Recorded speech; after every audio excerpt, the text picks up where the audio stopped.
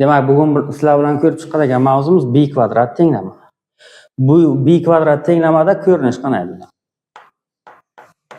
ax4 qo'shilgan bx kvadrat qo'shilgan c teng 0. Ana shu kvadrat, ana shu tenglamaning nomi qo'shilib b kvadrat tenglama. O'quvchida savol tug'ilishi mumkin. Ana bunaqa ko'rinishda ham keladimi? Masalan, ax4 qo'shilgan bx kub qo'shilgan so'zim.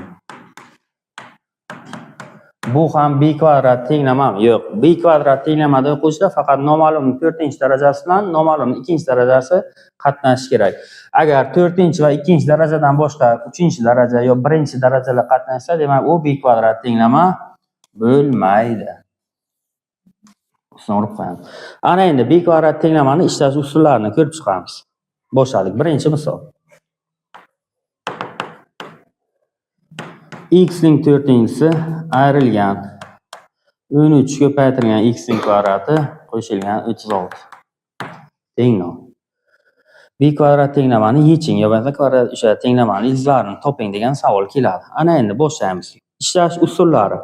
X ning kvadratini t deb belgilab olamiz. X ning kvadrati bo'lgani uchun bu t kvadrat ayrilgan 13 t qo'shilgan 36 teng 0 ko'rinishga keladi. Ana endi Viet teoremasining ildizlar yig'isi necha? 13. Ildizlar ko'paytmasi 36. Demak, t1 qo'shilgan t2 13, t1 ko'paytirilgan t2 36. Tanlash yo'li bilan topadigan bo'lsak, t1imiz 9, t2imiz 4. Ana endi biz hozir t ni topdik, lekin bizda noma'lum x edi. X topish uchun x ning kvadrati teng 9. Demak, x1 2 plus minus 3. Ikkinchi, x ning kvadrati teng 4. Demak, x3 va 4 plus minus 2. Ana endi b kvadrat tenglamamizning yechimlari soni nechta ekan? 4 ta. Noma'lumning eng katta darajasi necha bo'lsa, tenglamaning eng ko'p bilan o'shancha ildizi chiqishi mumkin. Misol uchun bunda 4 tadan ko'p yechim chiqa olmaydi. Ana endi ikkinchi misolni ko'rib chiqamiz. Ikkinchi misol. X ning 4-si ayrilgan x kvadrat ayrilgan 12 teng 0. Bu tenglamani yechish uchun x ning kvadratini nima deymiz? T deb belgilab olamiz. Demak, o'rnak keltirib qo'yamiz. Bu x ning kvadrati bo'lgani uchun t kvadrat minus t minus 12 teng 0. Demak, Viet teoremasidan ildizlari yig'indisi nechaga teng? 1 ga teng. Ildizlari ko'paytmasi nechaga teng? Minus 12 ga teng. Tanlash yo'li bilan topadigan bo'lsak, demak, t1imiz minus 3, t2imiz 4. Minus 3 ga 4 ni qo'shsak 1, minus 3 ga 1, minus 12. Ana endi belgilangan joyga keltirib qo'yamiz. X ning kvadrati teng minus 3. Sonning kvadrati manfiy bo'la olmaydi, yechim yo'q. Demak, x ning kvadrati teng 4. x1 2 barobar plus minus 2. Demak, bu b kvadrat tenglamamizning yechimi nechta ekan?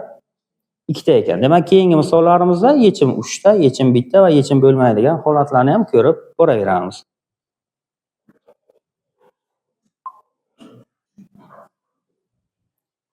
Endi 3-misolni ko'ramiz. 3-misol.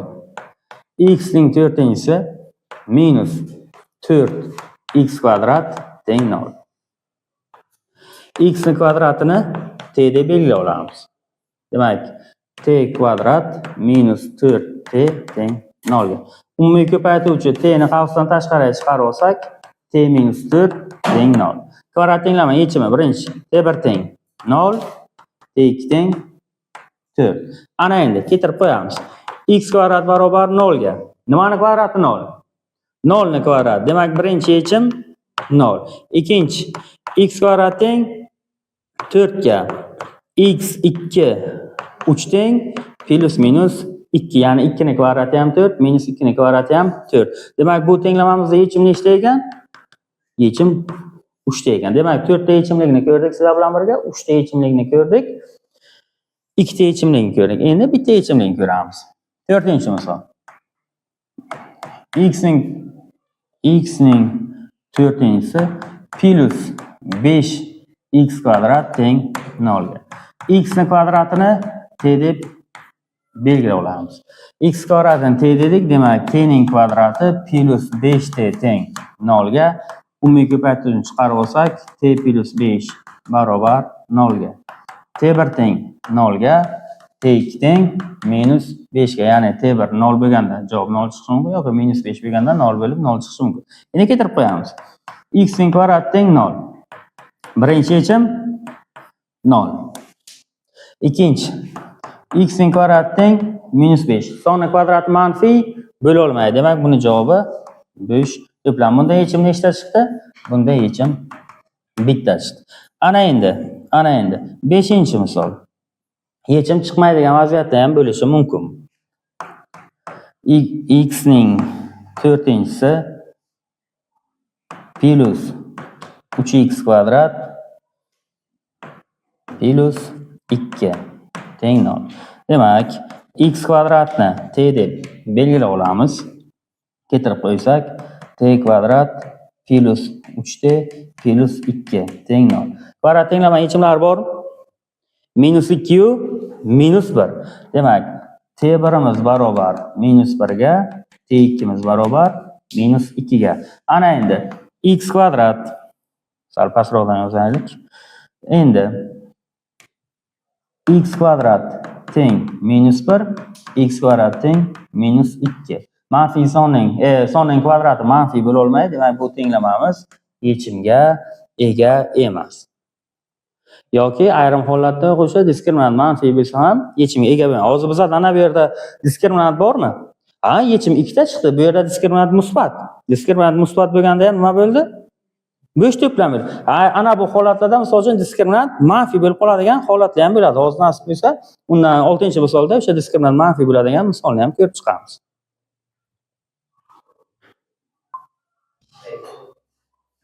Ana endi bizda hozir o'sha oxirgi misolimiz. Yo'q, bunda hozir yechimlar yo'q, lekin ana bu joyda diskriminant musbat deb, diskriminant manfiylik holatdan ham ko'ramiz.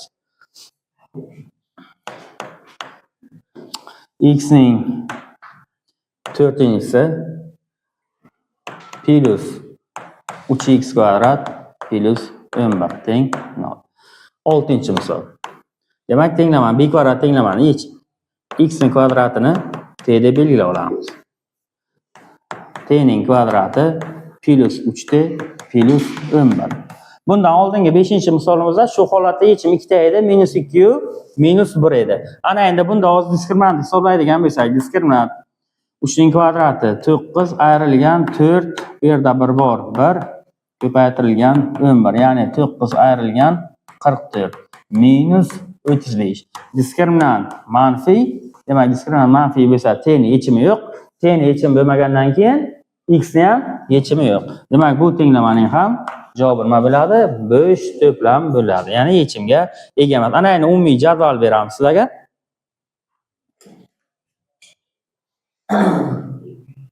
Ana endi umumiy vaziyatni ko'rib chiqamiz. A x4 qo'shilgan b x kvadrat qo'shilgan c teng 0.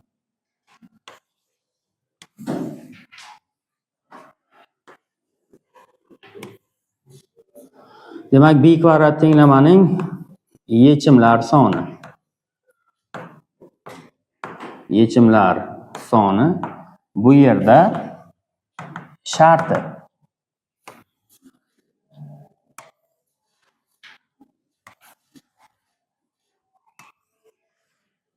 Ana endi b kvadrat tenglamada eng ko'pi bilan nechta yechim chiqishi mumkin ekan? 4 ta yechim chiqishi mumkin. 4 ta yechim qachon chiqadi? T1 ham musbat bo'lgan vaqtda, T2 ham musbat bo'lgan. T1 T2 nimaligini bilasizlar? Ya'ni biz x kvadratni t deb belgilab olganimizda T1 T2 musbat chiqdi, o'sha vaqtda yechim 4 ta bo'ladi.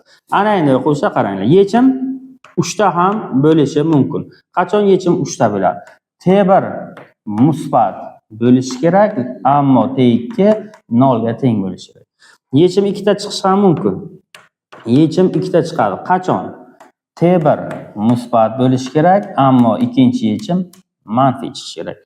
Yechim bitta bo'lishi ham mumkin. Qachonki T1 0 ga teng, t2 esa manfiy bo'lganda. Yechim bo'lmasligi ham mumkin, ya'ni bo'sh to'p bilan bo'lishi ham mumkin. Bunda ikkita bo'limga ajraladi, ya'ni t1 ham manfiy, t2 ham manfiy bo'ladi yoki kvadrat tenglamamiz, ya'ni t kvadrat bilan boshlanadigan kvadrat tenglamamizda diskriminant manfiy bo'lishi kerak. Ya'ni bo'sh to'p bilan bo'lishi uchun ana bu diskriminantimiz 0 dan kichik bo'lishi kerak. O'sha vaqtda ham yechim chiqmaydi. Diskriminant manfiy bo'lgan holatda. Keyin b kvadrat tenglamadagi qo'shda har doim 90-80% holatlarda bitta savol keladi. B kvadrat tenglamani deydi, ildizlar yig'indisini toping deydi. B kvadrat tenglamada ildizlar yig'indisi har doim 0 ga teng bo'ladi. Nima uchun? Chunki biz kvadrat tenglamani ishlagan vaqtimiz bizda misol uchun t1 4 bo'ladi. X kvadrat teng 4 ga, x teng plus minus 2 ga. Demak, qarama-qarshi sonlar yig'indisi har doim nimaga teng bo'ladi? 0 ga teng bo'ladi. Demak, t da yechim bormi? Misol uchun, ikkinchi. Agar t-imiz 5 bo'lsa, x kvadrat teng 5 ga, x teng plus minus ildizosi 5 ga. Baribir ham ildizlar yig'indisi nima bo'ladi? Har doim 0 ga teng bo'ladi. Ko'p holatda shu savol keladi. O'shanda demak, ishlab o'tirmasdan ildizlar yig'indisini so'rasa nima deyish kerak? 0 ga teng deyish kerak.